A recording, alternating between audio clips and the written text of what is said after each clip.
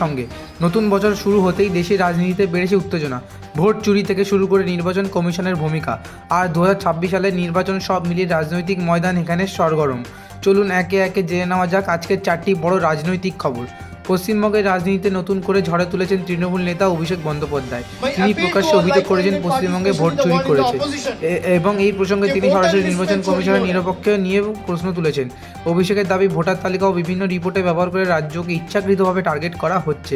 তিনি আরও বলেন নির্বাচন কমিশনের কাজ ভোট করানো, কোনো রাজ্যকে রাজনৈতিক দুর্বল করা নয়।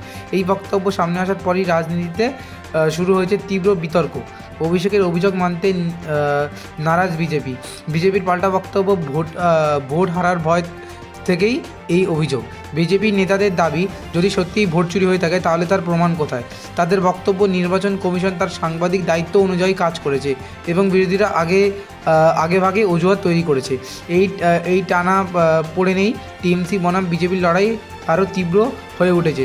শুধু পশ্চিমবঙ্গ নয়, ভোটার তালিকা যাচাই, রিপোর্ট ও প্রশাসনিক পদক্ষেপ নিয়ে দেশের বিভিন্ন রাজ্যেই রাজনৈতিক উত্তেজনা বাড়ছে। বিরোধী দলগুলোর অভিযোগ নির্বাচনের আগে কিছু রাজ্যকে বেশি নজরে রাখা হচ্ছে। অন্যদিকে সরকার ও কমিশনের বক্তব্য এগুলো সবই স্বচ্ছতা বজায় রাখার অংশ।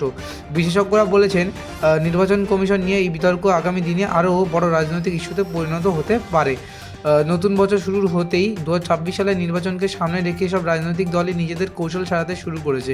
বিরোধী জোট একসাথে লড়াইয়ের বার্তা দিচ্ছে, অন্যদিকে শাসক দল উন্নয়ন, নিরাপত্তা এবং জাতীয় স্বার্থকে সামনে রেখে প্রচার জোরদার করেছে। রাজনৈতিক বিশ্লেষকদের মতে এই বছরই ঠিক হয়ে যাবে 2026-এর নির্বাচনের গতিপথ। সব মিলিয়ে বলা যায় ভোট চুরি, নির্বাচন কমিশনের ভূমিকা আর 2026-এর নির্বাচন, এই তিনটি বিষয় আগামী দিনে দেশের রাজনীতিতে আরও উত্তপ্ত করবে। আপনি কি মনে করেন এই অভিযোগগুলো কতটা যৌক্তিক?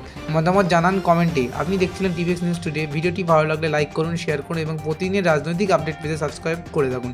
ধন্যবাদ।